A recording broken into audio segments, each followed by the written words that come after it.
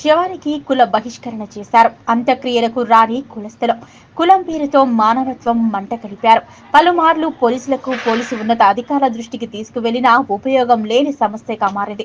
తన కుటుంబ సభ్యులు చనిపోయిన బాధలో కుటుంబ సభ్యులు ఉంటే కనీసం ఏమైంది అని పలకరింపుకు దూరమైనారు కుటుంబ సభ్యులు. దీంతో రోధిస్తున్నారు ఆత్మీయ బంధువులు.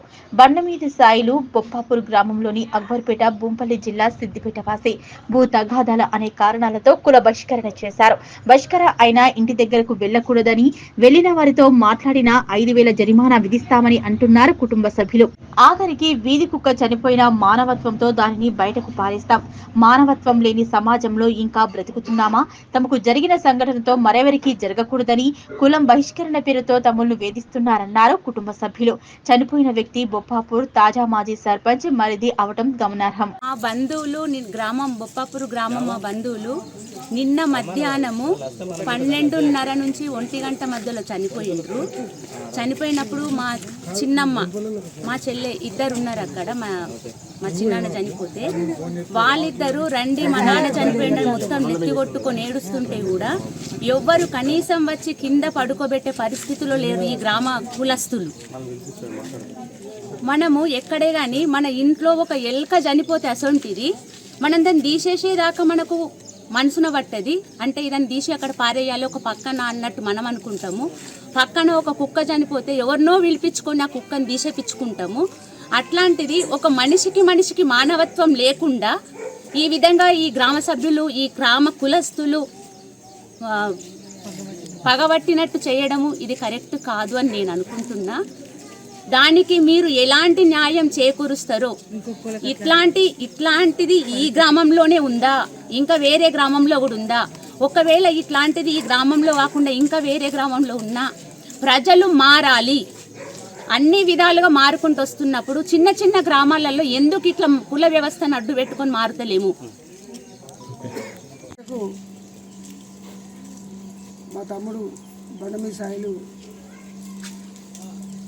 చనిపోవడం జరిగింది. మరి ఏంటంటే ఏ కులంలో అయినా కానీ కూడా మరి కులం పెద్ద మనుషులు కులమంతా నిలబడి ఆ సాగు సంజాలు చేసేటువంటి ఆనవాయితీ ఆనా నుంచి వెనకన్నాంచి కూడా వస్తున్నది ఇక్కడికి మనతో. ఇప్పుడు ఏమైంది ఏంటంటే నిన్న మా తమ్ముడు చనిపోతే మా ఊళ్ళో కులం మాదిరి కులస్తులు ఇక భూమి పంచాయతీ అది ఇది అని పెట్టుకుంటూ మేము ఈ సావుకాడికి ఇప్పటివరకు రాలేదు. భూమి మీద చనిపోయిన శవాన్ని లేపి కూర్చోబెట్టుకునే మనిషి కూడా లేడు. ఆడోళ్ళే అటు ఇటు బొర్రించుకొని చేసుకుంటున్నారు. మరి దీన్ని మమ్మల్ని కులం బహిష్కరించిందని చెప్పి అందరూ బహిర్గతంగా చెప్పుకుంటున్నారు వాళ్ళు. మేము ఫోన్ చేస్తే కూడా కుల బహిష్కరణ చేసినాం, మేము రాము అని ఖచ్చితంగా నిలేసి చెప్తున్నారు. కానీ మరి ఇంత వ్యవస్థ ముందుకు పోయినా కానీ కూడా ఇంకా కుల వ్యవస్థ ఇంకా నాటకపోతుంది, ఇంకా బలమవుతుంది అని అంటే మరి ఇది మేము ఏమానాలో అర్థమైతలేదు, మేము ఎవరికి చెప్పుకోవాలనో అర్థమైతలేదు. అసలు మేము ఈ అవమానానికి భరించుకోలేక ఏమైనా విషం దాగి చచ్చిపోయే పరిస్థితులు ఉన్నాయి ఇప్పుడు మేము. ఎందుకంటే కులం అంటే మహాసముద్రం అంటారు, కులం అంటే గొప్పదంటారు, కులంను మించిన దైవం లేదు అని అంటారు. కానీ ఇక్కడ మాకు కులముగా లేదు. నేను చెప్పినట్టు పరిస్థితులు ఇట్లా ఉన్నాయి. అందుకని ఇప్పటికైనా కానీ కూడా మా ఊర్లో మరి ఇక ఈ ఊర్లో జరగద్దు. ఏంది అని అంటే ఈ ఊరికి ఒక ప్రత్యేకత ఉన్నది, దాని గురించి జరగొద్దు. అందుకని మరి ఇందులో కొంతమంది కులములు అందరూ కావచ్చు, ఒక 4-5 మాత్రమే దీన్ని పుట్టించి ఏదో పాత కక్షలని అదని ఇదని చెప్పి ఈ 4-5 కులమందరూ ఏకం చేసుకుంటూ మమ్మల్ని ఇదివరకు కూడా గతంలో కూడా ఎప్పుడు 27 ఫిబ్రవరి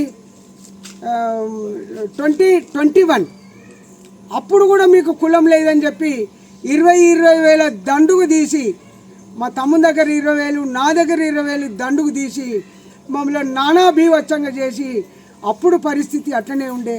ఆ పరిస్థితి మళ్ళీ ఇప్పుడు దాపరించింది. నేను కోరుకున్నది ఎక్కడే గవర్నమెంట్తో కానీ పోలీస్ డిపార్ట్మెంట్తో కానీ కలెక్టర్తో కానీ నేను రేపు పొద్దున కలెక్టర్ దగ్గరికి వెళ్ళి పోలీస్ స్టేషన్లో నాకు జరిగిన అన్యాయాన్ని నేను క్లుప్తంగా కాంప్లైంట్ రూపకంగా ఇస్తా. ఇక ముందు కూడా ఎక్కడ జరగొద్దని చెప్పి ఇది ఒక గుర్తింపుగా కావాలని చెప్పి మరి ఆ గవర్నమెంట్ను, పోలీస్ డిపార్ట్మెంట్ను, కలెక్టర్ గారిని అందరినీ నేను మనస్ఫూర్తిగా కోరుకుంటున్నా. వాళ్ళు ఎవరో 4-5 నేను ఇచ్చే కాంప్లైంట్లో పోలీస్ స్టేషన్లో ఇస్తా.